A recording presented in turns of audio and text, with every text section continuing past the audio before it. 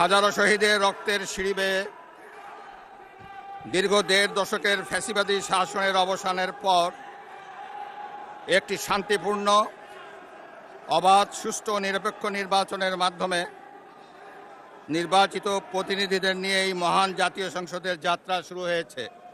বিএনপির চেয়ারম্যান জনাব তারেক রহমানের নেতৃত্বে বর্তমান জাতীয় সংসদে বিএনপি ও সমমনা দলগুলোর ২/৩ বেশি আসনে বিপুল ভোটে জয়লাভ করেছে।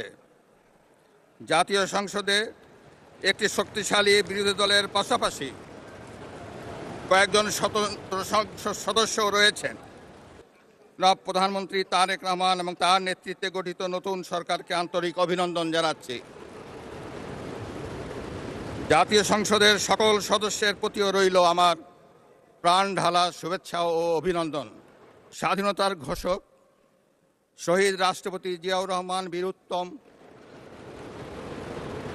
স্বাধীনতা এবং মুক্তিযুদ্ধের ইতিহাসের সকল নেতার অবদানকেও আমি শ্রদ্ধার সঙ্গে স্মরণ করছি। বাংলাদেশের ৩ বারের নির্বাচিত সাবেক প্রধানমন্ত্রী ও বিএনপির সাবেক চেয়ারপারসন দেশনেত্রী বেগম খালেদা জিয়ার অবদানকে শ্রদ্ধার সঙ্গে স্মরণ করছি, যিনি দেশে সংসদীয় গণতন্ত্র প্রতিষ্ঠা করেছেন।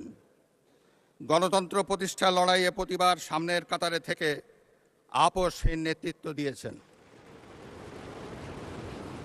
জনাব স্পিকার, বাংলাদেশের গণতন্ত্রের ইতিহাসে ২০২৪ সালের জুলাই আগস্ট মাসে ছাত্র জনতার গণ অভ্যুত্থান একটি গুরুত্বপূর্ণ ঘটনা। কোটা সংস্কার আন্দোলন থেকে এক পর্যায়ে এটি ফ্যাসিবাদ বিরোধী আন্দোলনের রূপ নেয়। দেশের ছাত্র জনতা, কৃষক, শ্রমিক, শিক্ষক, সাংবাদিক, বুদ্ধিজীবী, প্রবাসী তথা সকল শ্রেণী পেশার মানুষ গণতন্ত্রের পক্ষের রাজনৈতিক দলসহ সকলের সম্মিলিত আন্দোলনের ফলে ২০২৪ সালের ৫ই আগস্ট তৎকালীন ফ্যাসিস্ট সরকারের পতন ঘটে। হাজারো শহীদের রক্তের উপর দিয়ে তাবেদার ও ফ্যাসিবাদ মুক্ত নতুন গণতান্ত্রিক বাংলাদেশের সূচনা হয়। আমি ২০২৪ সালের জুলাই আগস্ট ছাত্র জনতার গণ অভ্যুত্থানে শহীদ ও আহতদের এবং দীর্ঘ ১.৫ দশকের ফ্যাসিবাদী শাসন আমলে গুম, খুন, বিচার বহির্ভূত হত্যাকাণ্ড এবং ফ্যাসিবাদ বিরোধী আন্দোলনে নির্যাতন ও নিপীড়নের শিকার সাধারণ মানুষ ও রাজনৈতিক দলের সদস্যবৃন্দকে কৃতজ্ঞতার সঙ্গে স্মরণ করছি, যাদের অসামান্য ত্যাগের মাধ্যমে বাংলাদেশ ফ্যাসিবাদ মুক্ত হয়ে গণতন্ত্রের পথে যাত্রা শুরু করেছে। সকলকে জানাই আমার আন্তরিক শ্রদ্ধা। ২০২৪ সালের গণ অভ্যুত্থানে সহস্রাধিক মানুষ শহীদ হয়েছেন। নারী, পুরুষ, শিশুসহ আহত ও পঙ্গু হয়েছেন কমপক্ষে ৩০,০০০ মানুষ। ৫ শতাধিক মানুষ চোখ হারিয়ে অন্ধত্ব বরণ করেছেন।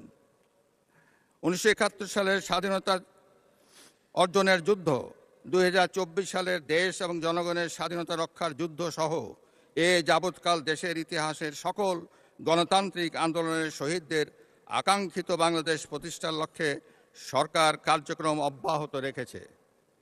২০২৪ সালে ছাত্র জনতার গণ অভ্যুত্থানে আহতদের দেশের বিভিন্ন হাসপাতালে চিকিৎসা চলমান রয়েছে। ১৩৭ জন গুরুতর আহত জুলাই যোদ্ধাকে উন্নত চিকিৎসার জন্য বিদেশে পাঠানো হয়েছে। আহতদের ১২,০৪৩টি স্বাস্থ্য কার্ড দেওয়া হয়েছে। ১৯৭১ সালের বীর মুক্তিযোদ্ধা ও ২০২৪ সালের জুলাই যোদ্ধাদের চিকিৎসা সহায়তা ও ভাতা অনলাইন ব্যাংকিং সিস্টেমে পরিচালিত হচ্ছে। ২০২৪ সালের গণ অভ্যুত্থানের উদ্দেশ্য ছিল ফ্যাসিবাদের পতন ঘটিয়ে জনগণের সরাসরি ভোটে জনগণের কাছে জবাবদিহিমূলক সরকার গঠনের মাধ্যমে একটি বৈষম্যহীন ন্যায়ভিত্তিক গণতান্ত্রিক রাষ্ট্র এবং সমাজ বিনির্মাণ। সেই লক্ষ্য অর্জনে ফ্যাসিবাদ পতন পরবর্তী সরকার কর্তৃক রাষ্ট্র মেরামতের অংশ হিসাবে জনগুরুত্বপূর্ণ খাত সংস্কারের লক্ষ্যে ১১টি সংস্কার কমিশন গঠন করা হয়েছিল। বর্তমান সরকারও করব কাজ, গড়ব দেশ, সবার আগে বাংলাদেশ, এই স্লোগানকে উপজীব্য করে দলীয় নির্বাচনী ইশতেহার ঘোষণা করেছিল। ইশতেহারে রাষ্ট্র ব্যবস্থার সংস্কারের গণতন্ত্র, জবাবদিহিতা ও সুশাসন এই ৩টি বিষয়কে অগ্রাধিকার দেওয়া হয়েছে। তবে সরকারের সকল পরিকল্পনা বাস্তবায়নের জন্য প্রয়োজন কঠোর হস্তে দুর্নীতি নিয়ন্ত্রণ এবং আইন শৃঙ্খলা পরিস্থিতির উন্নয়ন।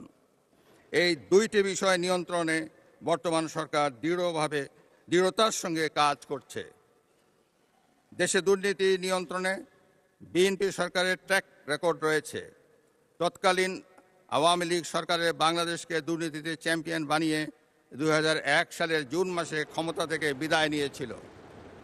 2001 সালের অক্টোবর মাসে পূর্ববর্তী সরকারের রেখে যাওয়া দুর্নীতিতে চ্যাম্পিয়ন বাংলাদেশের দায়িত্ব নিয়ে বেগম খালেদা জিয়ার নেতৃত্বাধীন সরকার দুর্নীতি দমনে কঠোর পদক্ষেপ গ্রহণ করে।